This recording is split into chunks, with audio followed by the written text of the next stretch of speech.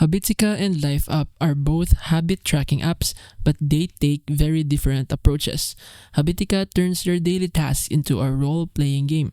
You create an avatar, earn rewards, and battle monsters by completing habits and to dos.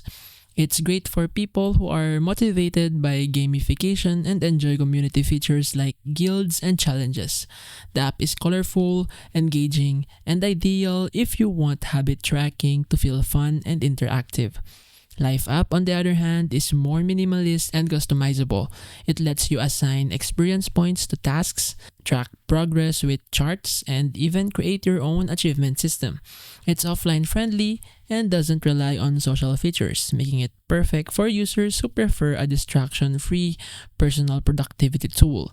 You can still gamify your habits, but it's more about self reflection than competition.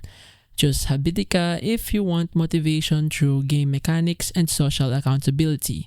Go with Life Up if you prefer a clean, flexible interface and solo habit tracking.